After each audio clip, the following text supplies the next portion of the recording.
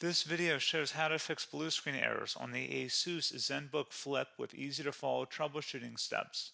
Learn how to resolve Windows crashes and improve system reliability. So while you're performing updates, you're getting an IRQR not less or equal message, K-mode exception not handled, kernel data in-page error. A lot of errors pertain to this problem, and we're going to go ahead and jump into what should hopefully be a pretty straightforward process, guys. And we're going to go ahead and jump right into it.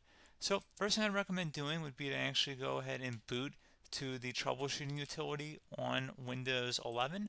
So if you do a hard power off 3 times in a row, Windows should automatically attempt to launch the starter prepare utility. And if it doesn't find anything, it will give you the option to select advanced settings, in which case it will take you to a screen that looks like this. Now, if it does not take you to a screen that looks like this, or you're unable to get to that, you can also download the Windows 10 Media Creation Utility, or Windows 11. They probably will make a creation utility for Windows 11 at some point. And it doesn't really matter. You can actually run the Windows 10 utility on Windows 11 as far as I'm aware. And you should be able to run the troubleshooting utilities built in within it. So you just would go ahead and download it to an ISO file and then burn it to a DVD or USB.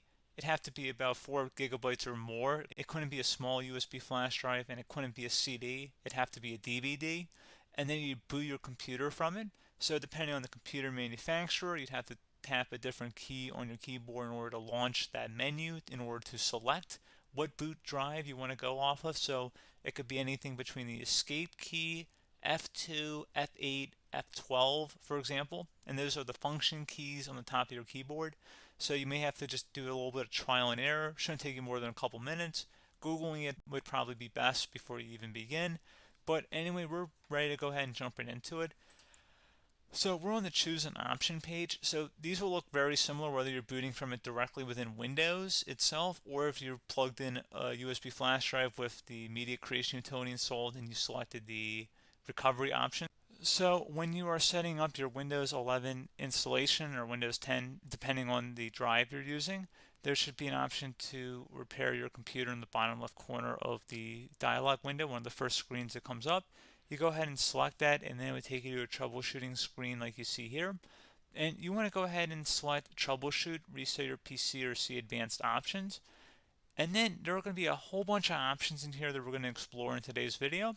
The first one, we're going to actually go underneath advanced options and then select startup prepare, fix problems that keep Windows from loading. So go ahead and select that first.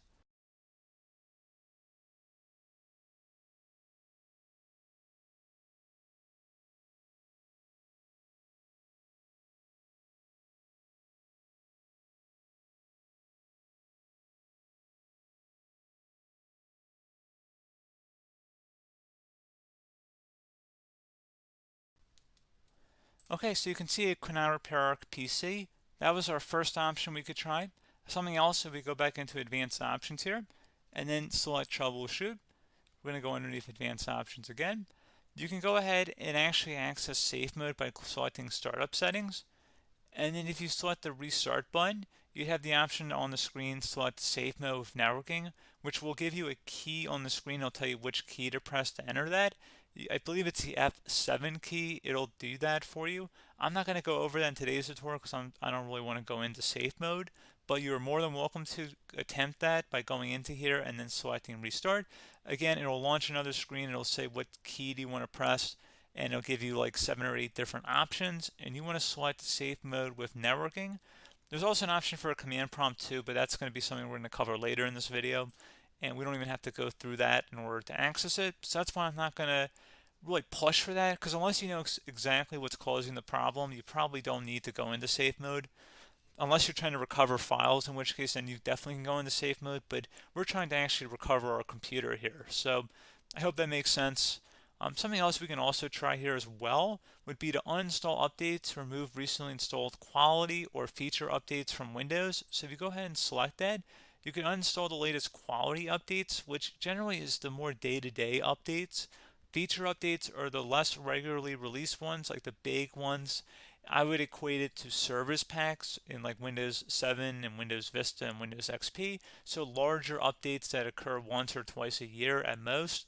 And the quality updates are more just a regular update. So probably obviously depend. It'll take longer if you're going to try and uninstall the latest feature update versus quality update, and maybe you don't need to go back that far. So just giving you guys a couple pointers with that. Something else you can also look at here, and we're going to jump into the command prompt in a little bit, but you can select System Restore, which will use a restore point recorded on your PC to restore Windows. And this is something I would highly recommend here, guys. So select Next. Assuming you have a restore point saved on your computer, you go ahead and select the most recently created one, and you'll select Next, and then you'll select the drive. You shouldn't actually have to select the drive. You can scan for affected programs, but we're going to keep it all default here, and then we're going to select Finish. So once started, System Restore cannot be interrupted. Do you want to continue? I think we're going to select yes. I don't think we have anything better to do on our computer right now, so just give it a moment here to initialize. It will take a couple minutes to run, obviously depending on how large your hard drive is and how much is saved on the System Restore point. So just give it a couple minutes here.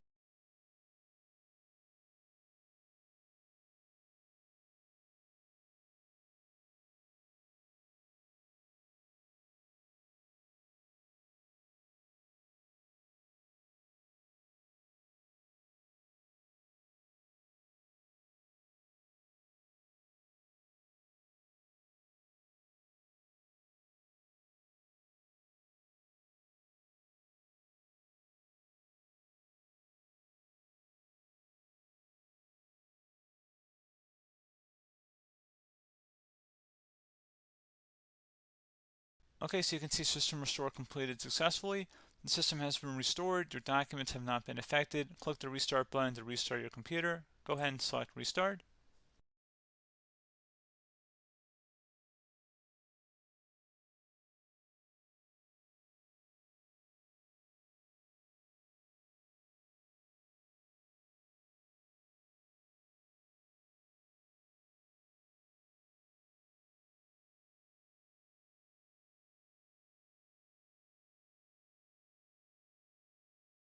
Okay, so you can see the system has been restored successfully. We're going to go over a couple different methods in addition to that if that did not work. So I'm just going to pause the video and we're going to start back on the recovery screen that we started with. Okay, so a couple other things we can try here too. If you go back into troubleshoot, you can select reset your PC, while you choose to keep or remove your personal files and then reinstalls Windows. You can select to keep my files, which will remove apps and settings but keeps your personal files. You can also select remove everything, which will remove all of your personal files, apps, and settings. So this is more of a factory reset, the second option here. First option, it should not delete all of your personal files. However, it will pretty much clear most of your programs. And keep in mind, there's no guarantee that your information, number one, is even still available and easily recoverable on your computer to the point that you actually would be able to recover anything. And the second point is that there's always a chance that it won't actually recover and it will just do a factory reset anyway. So there's no guarantee that actually would keep your files anyway. So I would recommend trying to get a recovery tool and backing that up first before selecting it anyway. But again, those are a couple of different options. And then something else you can try here if you go back to the choose an option. Another option, if you go underneath choose an option and select troubleshoot, advanced options, and now select where it says command prompt. Okay, so the first thing we should do is type our main hard drive here. In most cases, it should be the C drive. So you just do a C colon and then hit enter on your keyboard. So once you're underneath the C drive, we're going to type in dir and then hit enter on your keyboard. It should have program files, users, and Windows all in there. That's how you know you're in the right directory.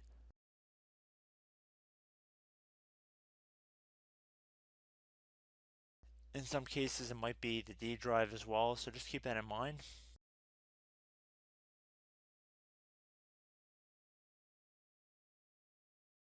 Next thing we're going to do is type in cd space / Windows / system 32 / config, and then you're going to hit enter on your keyboard.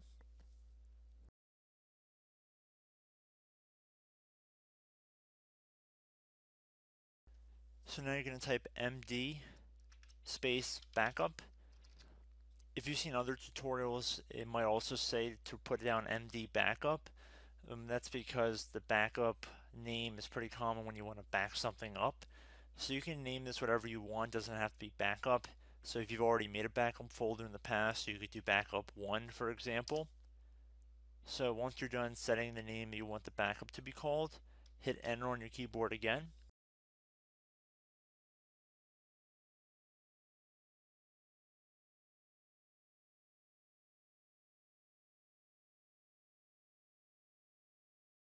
At this point you want to type copy, C-O-P-Y, space, then you want to do the star symbol above the 8 key, then do a period or a dot, whatever you want to call it, then another star sign, and then another space, and then type backup, and then hit enter on your keyboard.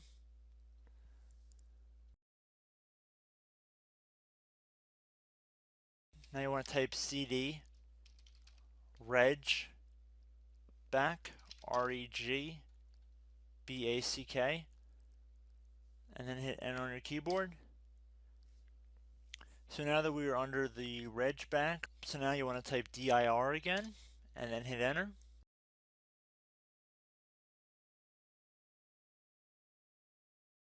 So now at this point we're going to type copy again. So copy, space, star sign,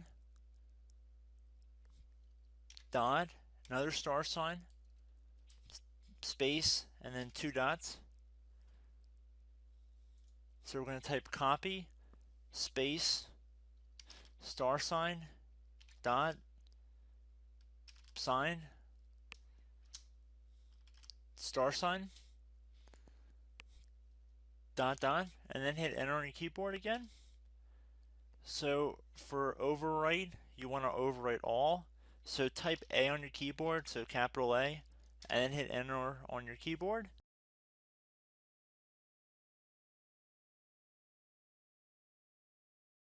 So at this point you should be good to go. You can close out of the command prompt window, and if you accidentally continue to Windows 10 you should be all set. So I hope one of these 3 or 4 different methods we went through in this tutorial helped you guys out. Again, I'm not sure if you guys heard me earlier, but try to go back into your safe mode if possible and uninstall any programs you know might be conflicting with the Windows startup if you can get into safe mode. So just keep that in mind. Something very simple like that could be blocking up everything. So again, I hope this tutorial helped you guys out, and I will catch you in the next tutorial. Goodbye.